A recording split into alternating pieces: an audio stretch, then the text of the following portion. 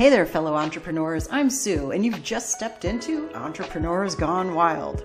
Every week, I'll introduce you to a friend of mine, a remarkable entrepreneur who's not just changing the world, but also harnessing a secret weapon, time outdoors. Together, we'll dive into their journey, unpack invaluable business advice, and discover why embracing the wild is not just good for the soul, but also a goldmine for inspiration and innovation. Ready to uncover the secret that's boosting bottom lines and fueling joy? Hit subscribe and join us in the wild.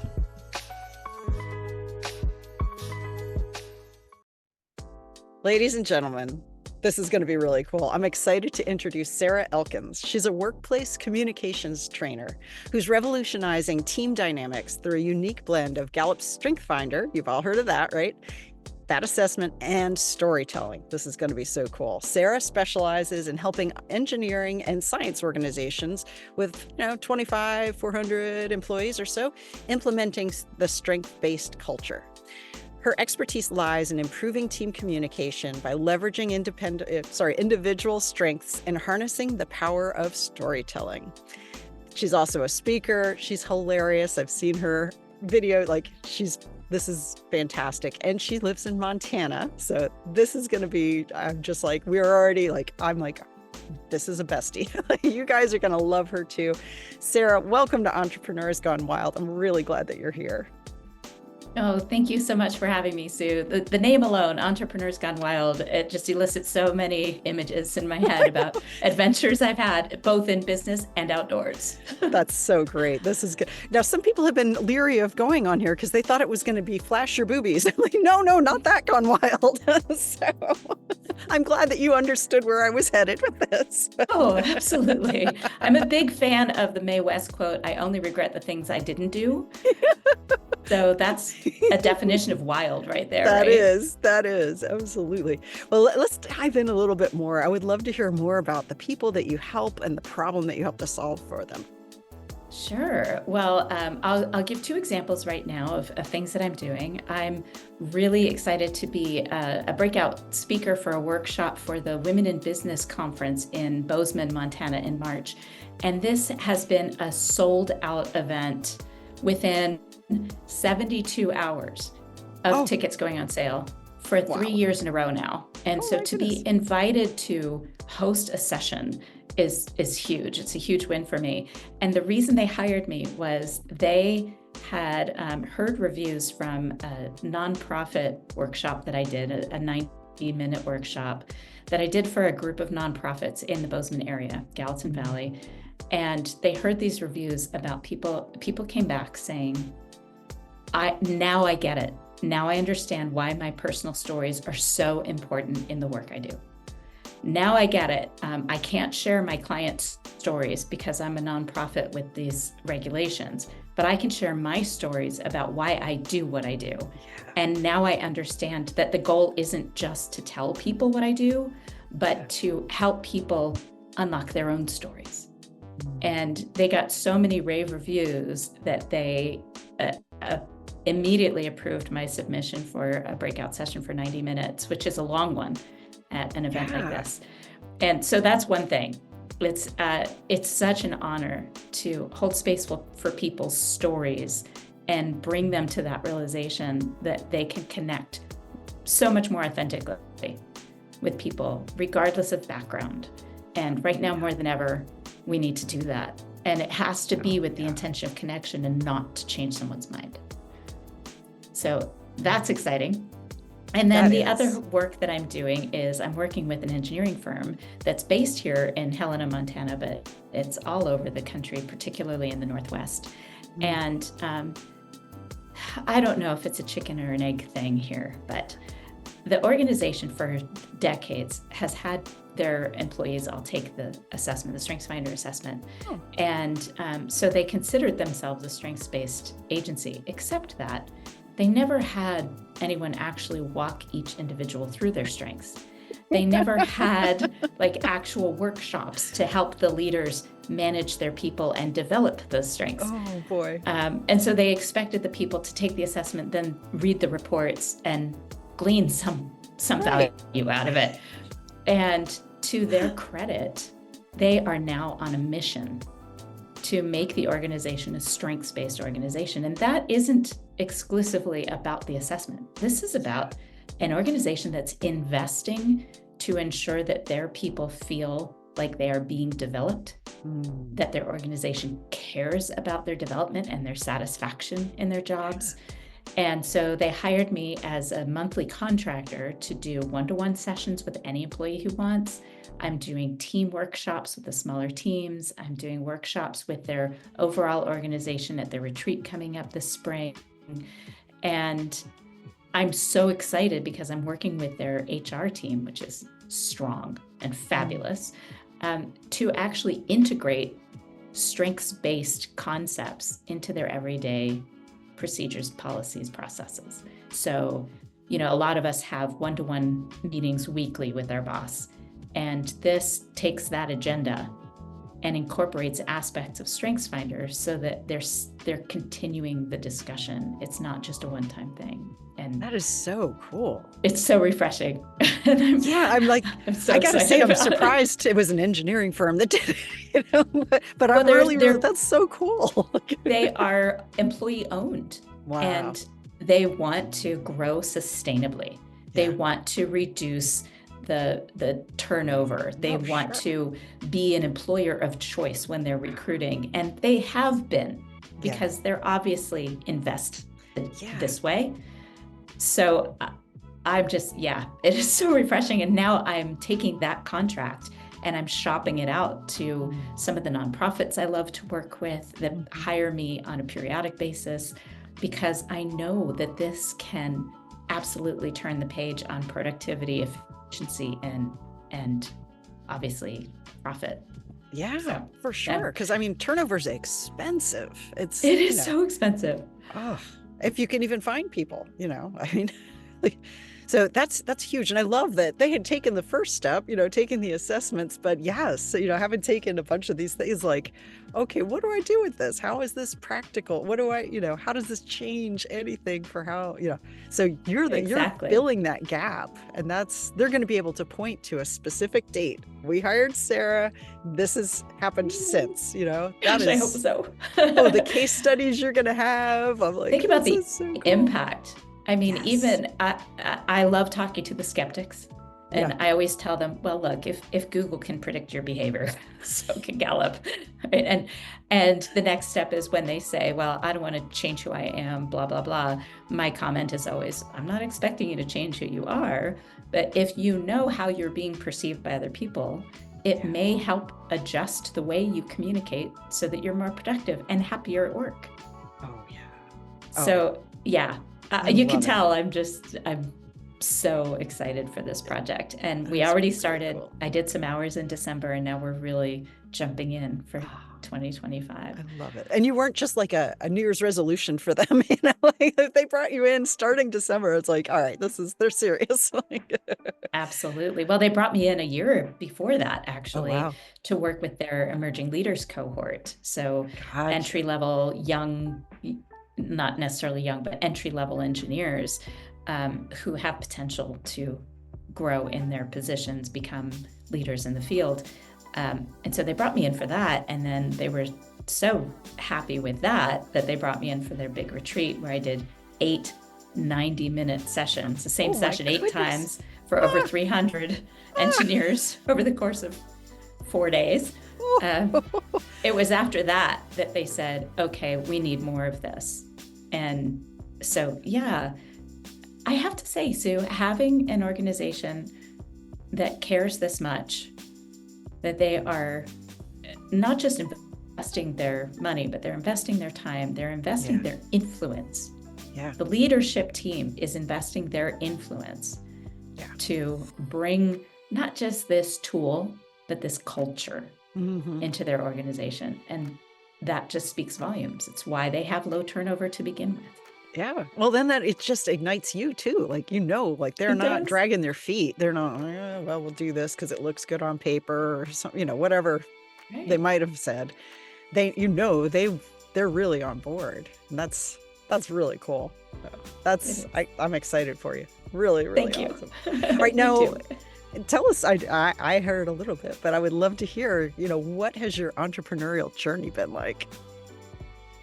Well, as I mentioned, I have this StrengthsFinder tool as part of my toolkit. I took that for the first time in 2018. Mhm. And it was such an aha moment for me because two of my talents are adaptability and activator. And for our listeners, adaptability is a person that generally is a 2 to 3 year employee because they get bored easily. Yeah. Somebody with adaptability can't sit at a desk all day doing the same thing. They can focus for periods of time and get into flow, especially if they have focus in their top talents. But for instance, I find that if I'm working on one thing for too long in one place, I start to cycle and my brain stops flowing properly and I get distracted really easily. So I'll literally pick up my laptop and go down to my dining room table or go to the library to work from there or go to a coffee shop just to feed that adaptability so I can continue to be productive. And my activator is my constant sense of urgency. So a little bit of hyperactivity behind that. And what I found is when I look at my entrepreneurial journey, those are front and center. I have always had a side hustle because I get bored. I can look at the times that I sabotaged myself because I get bored, or I have a sense of urgency and I'm working for the public sector, which doesn't move very fast most of the time. Yeah. And so my entrepreneurial journey has been a lot of this clarity and then dissolving of clarity and then rebuilding the clarity and then dissolving it. And thank goodness, over the last 5 years or so, I've been working with a variety of coaches. I am a StrengthsFinder coach and I believe in coaching. And so I'm always working on myself with other people. And sometimes it's bartering and sometimes I just pay for it. And in this case, I have two that I've paid for that have helped me develop clarity around why I do what I do so well so that I can focus on that and not get bored. And as far as being an entrepreneur, when I first started working with a business coach, we went through the client journey. Like, okay, what's your client journey? Where do they find you? What do they hire you for? Why do they stay? Yes. And how do you bring them back after, whatever cycle? And I had like 5 or 6 different client journeys. Wow. And my business coach was like, look, we have to narrow these down because people don't know how to hire you or for what. True. It's not that you can't do 5 journeys, but how do you message for each one without getting confusing? Yeah. So we created an overall client journey related to your strengths are your stories, which is how do you demonstrate what you're good at and your values and your vision without telling people, I'm an activator, or I'm a generous person, or I'm a team player. That's not meaningful. It's not persuasive. But if you tell people stories that demonstrate those values and strengths, then you are far more likely to connect on a level that is going to be productive and effective for you. That's huge. It's one thing, like you said, it's one thing to say, I'm this, I do that. We believe this, we believe that, but show me, it's, and the stories are what does it. I'm a huge, fan of storytelling. And especially now with AI, I just wrote an article about, all right, AI can be great. It's fantastic sometimes. But I know, in my writing agency that I've had for like 20 years, at one point after COVID and then blah, blah, blah, I was like, okay. And then, these small businesses are like, whoa, Chat GPT to the rescue. I don't have to buy my content marketing anymore. I'm just going to use chat. And I'm like, and now I'm like, if you notice that everything sounds the same, that's why, but if you can I think it's left people craving more personal connection, more personality, more show me, where'd you fall down? What happened? The stories and all this. That's, people always want to do business with people that they know, like, and trust. And that's how that happens, is through the stories. They can get that glimpse and feel Right. bonded before you're ever, doing business together. So, Because if you have to tell people you're generous, you're not doing it right. right, exactly. It's like you protest too much. I know. Stop telling me you're smart. Right. I get it. Show me. Right. Exactly. And that's one of the big parts of copywriting, is show, don't tell. And it can be really hard to do that sometimes. So I'm so happy and excited when I hear of other people like encouraging that, because for corporate, it seems like that was a leap for them to go personal stories. What, like. Yeah, and it feels like that for sure. Yeah, like, wait, no, It feels we're all vulnerable. right. It does. And it can show a flaw. Oh no, so the flaws are the best part. It is. That's where the lessons come. So have you had some lessons that you've learned along the way that may have not been a whole lot of fun to learn? So many lessons. As a matter of fact, my book is the same title as my podcast. Your stories don't define you, how you tell them will. And I tell a lot about a lot of stories related to the lessons that I've learned over time, both how to adjust my own behavior when I got my own way, and also how to adjust my own behavior when I shouldn't be tolerating behavior that's not okay around me. So they're two different lessons, but they're on the same coin, right? Mm-hmm. Flip sides of the same coin. So one of the biggest lessons I learned was just recently, from 2019 through 2023, over a third of my income, my revenue came from state agencies here in the state of Montana. Mm-hmm. So I was working with a variety of agencies to bring in StrengthsFinder work and coaching. And I was having great success with these agencies. Their turnover dropped, their recruitment improved, because we talked about what they need on their team, what kind of talents they need on their team to bring the best innovation and conversations. And then in 2024, our governor removed all professional development dollars for the agencies related to soft skills. So now they can only use LinkedIn Learning or some company from the East Coast for soft skills, because soft skills are best learned online. Yeah, not. So overnight, I lost over a third of my revenue, and I was scrambling. I saw it coming like October, November. That's not nearly enough time to develop another 33% of your revenue for the following year. Right. And the worst part was that my sales cycle is really long, especially with agencies, but with all organizations, it takes a while. It can take 3-6 months, maybe even a year sometimes, before a contract is finally settled in and I start doing the work.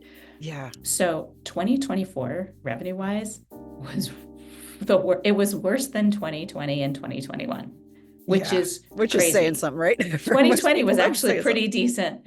I was pretty busy 2020 helping people learn to communicate via Zoom better. Yeah. And then 21 tanked, as a lot of people who do the kind of work I do, it tanked 21. Mm-hmm. But 22 and 23 were some of my best years ever. And then 24 tanked again. And here's where the entrepreneur's gone wild really lights me up. I was hiking on the mountain behind my house. I live 2 blocks up an alley, dirt alley, from one of the largest natural city parks in the country. And I'm on the trail system, and I hike almost every day. And what I found was, over the years, when I can get my heart rate up enough very quickly, I'll go up a steep part with the dog and get my heart rate up. And that's when finally my brain starts to relax and function again, because I'm so stressed, or I have this whole internal dialogue about what I need to do, what I should have done, how a conversation could have been better, like this really useless cycle of internal dialogue. Yeah. But get my heart rate up and get up on the mountain. So I was feeling really, really like a failure. this summer, this past summer. So it was probably July, late July, maybe mid-August, when I felt like I needed to do something really different. And I needed to be very creative because what I was doing wasn't working. Reaching out to former clients, asking for referrals, all the things that people tell you to do, right? To build your business. None of that was really being effective. I went up on the mountain and I am moving fast. I'm frustrated. I'm punishing myself to some extent. I should have done, I should be better, all the shoulds. And that's a word I try to remove from my vocabulary. But I had that dialogue and I felt like a total failure. And I'm burning my legs up the mountain.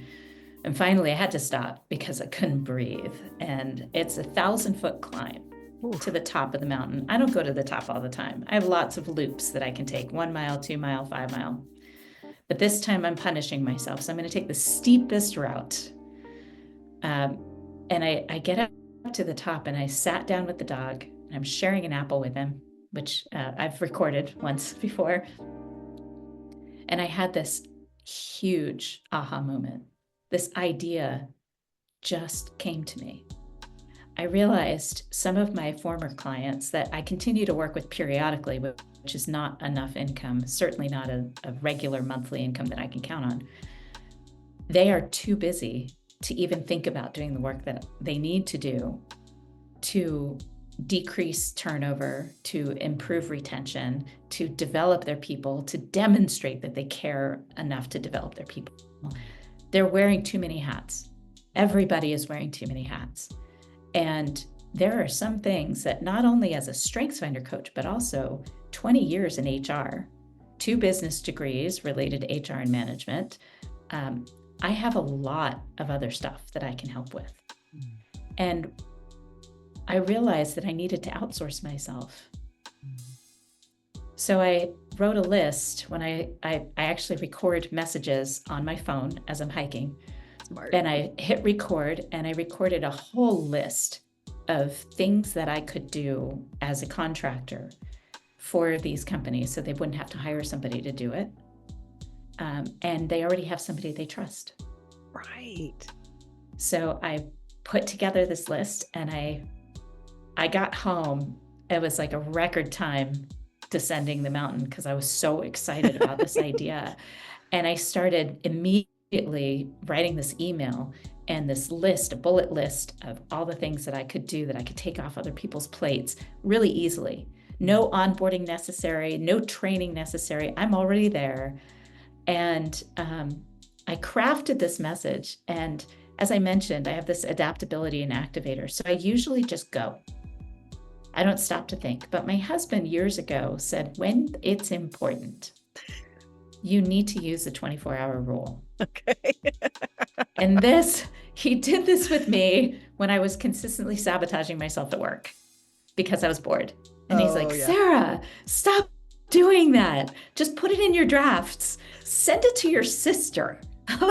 Just take the time to really reconsider and rewrite. He's a brave, bold man, isn't he? Yes, he is. And he's a huge reason for my success. He is my biggest cheerleader. And he's also the person who says exactly what I need to hear. Sometimes it's a little hurtful, but I don't get subtlety very well. And he knows that. So sometimes he just has to be abrupt with me for me to really take it. And of course, the first response is defensive. Like, how can you say that? You don't know. And then seconds later, now that I've learned, because I'm in my 50s now, it doesn't take as long for me to go to the next step of what's in this that I need to pay attention to. He might be onto something, right? Exactly. And maybe not, but if he's perceiving it that way, then I need to pay attention anyway. So I got back, I wrote this email, I waited. I left it in my drafts and did some other work. And the next day took another hike, did the same thing, started crafting and rewriting that email in my head, and leaving myself notes on my phone, and record time getting back because I'm ready to do this again. And I finally tuned this message to the HR director. I have her StrengthsFinder results. So I Oh, knew exactly what language to yes. use. That's so great. So I was sure my communication was going to be clear to her. And I realized I'm not adding that to the list. Yeah, exactly. Keep that as your little secret I'm weapon, not doing right? that for anybody else. That's true. But it was such a huge moment in learning a lesson. First of all, giving myself that space to create, because those ideas, that inspiration was never going to come sitting at my computer and forcing myself to think. Yeah. It was never going to happen. That is, folks, that that exactly. Like, that's the thing. It's like, I my mom probably hates it when I say this. I'm like, creativity is kind of like when you have to poop, it's like, if you're sitting there and straining and trying to force this to happen, it's going to be unsatisfying, Uncomfortable and dissatisfying. Potentially problems. Exactly.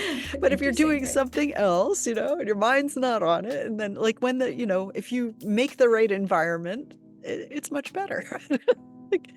But Help.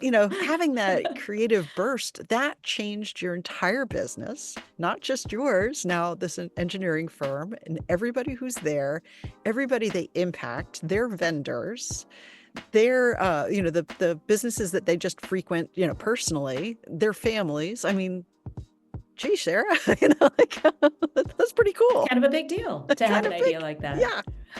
And to immediately be able to act on it. Yes. And that requires time, and it requires some level of patience, which I'm not known to have. And it also requires that leaving room for that kind of creativity. All bets are off, right? My friend Caroline Brookfield wrote a book called The Art of, oh, now I'm forgetting. No, it's called, now I'll send it to you. It'll come to you at 3 a.m. Yes, Caroline Brookfield. Look up Caroline Brookfield on Amazon. And The Reluctant Creative. There you go. That's what it's called, The Reluctant Creative. Nice. Fantastic book. And one thing that has just been really sticky for me from reading it over a year ago is that there are two kinds of creativity that you can categorize. One is the no holds, open, wild, throw everything out there creativity, where you just don't think about any boundaries. You don't think of constraints. You don't think of anything that could limit your thought process. That's what I get when I'm hiking. The other side of creativity is within constraints. Once you understand and you filter this idea down to, say, your top 3, then the other kind of creativity is necessary to be able to focus in and figure out what is necessary to implement those ideas. That's great. And what I found is that when I leave myself time in the afternoons, I also read the book When by Daniel Pink, all about your biochronology. What is the best time of day for your energy to do certain activities? I realized that my mornings have to be more structured. I need those constraints. That's when I do my invoicing. It's when I do my most of my proposal writing, and not content creation necessarily, but proposal writing, busy work for me. That's what I call it, even though other people love that stuff. And then the afternoons are my time to open up that creativity and not worry about constraints. That's so cool. I love that, because it's like, it's one thing to get the ideas, but sometimes then you've got like this big matzo ball of this is so fantastic, but what do I do with it? And you have to, there's that other type of creativity that comes in where it's like, practically, here's how to get this, implemented and then it's like doubly satisfying because you had the idea and you acted on it and it worked. And like that's awesome. I like that. I'll have to get that book too. It's so good. It's so good. I'm not a reluctant creative. I'm an absolute lover of my own creativity, but I got so much out of that. That's very cool. It's a great book. That's so cool. And she's a great speaker too. Oh, no. That's saying something, because you're no slouch either, my dear. Thank you. where can people find out about working with you? Obviously they don't have to be an engineering firm, but like if you were, pulling in ideal clients, who would that be, and how would they find next steps to talk to you? As much as I love a good keynote, and I do love to give a good keynote, I'm a musician as well. And I've, over the last few years, have incorporated music and story into every keynote that I give, regardless of the topic. And I love good keynotes. What I really love is the breakout sessions, where I get to actually work with a smaller group, where we can have practical application of what we learn. So I love to do both together. I am particularly interested in working with organizations that have engineers and scientists, STEM, particularly women in those industries, because when they can share a story that demonstrates their talents, they're more likely to not be overlooked for the next promotion. And so many people in those industries have a tendency to be more on the introverted side. So they don't know how to share their stories, or they get so nervous about it. I love working with people like that because their stories are so inspiring. And it's not this linear, I went into this industry and I do this and I got this promotion and then I worked my way to here. It's individual, like specific moments in time that their stories light me up. So it's the conversation they had with a boss, that's the boss that said, "You'll never get anywhere." And that inspired them out of spite to do the next thing, right? Or the mentor that said, "You can do anything." And they talk about the specifics of the conversation, why they were there, how the conversation came up, what they did next. Those are the stories that they need to know and share. So I would love to work with more groups like that. And organizations, I try not to take on clients that have more than 400 employees because I'm just one person. Yeah. I have an assistant that I can hire, and I also have, or that I have in-house, but I also have resources that I can engage to create a bigger team. But I want to work with companies that are eager to improve their retention, the companies that understand intuitively but don't know how to implement and make a practical application. They understand that using somebody's natural talents is going to benefit the company and the individual. Companies, particularly, like I said, in engineering and STEM fields, that know that their communication issues are holding them back from really growing and scaling and providing the best possible service for their clients. That's my ideal client. Oh, that's so great. And I can just see, like, I'm excited for you. I'm not an engineer. I'm not in STEM in any way, shape, or form, but this could transform everything for them. I'm excited for them to get to work with you, because that's really cool, man. All right. I want you to come sometime to the retreat center and do what you do, because I think this could be huge for, small employers who have teams that they want to invest in and help them. I think, man, it could be a killer breakout session here. So, absolutely, yeah, very cool. Well, thank you so much for joining us. This is just exciting.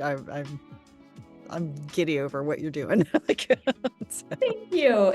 It's such a inspiring and motivating thing to be able to talk about what I'm doing with this enthusiasm and have somebody else be as enthusiastic about it as I am. So thank you for that. I really appreciate it. I always say to my clients, I'm like, if I can see what you're doing, I get excited. Like, I can talk about it. So yeah. I love that when I can see what somebody's up to and see their greatness and what they're bringing to the world. And you're doing that. This was didn't even have to squint or look hard. Like, this is obvious. Thank you. I really appreciate hearing that. Awesome.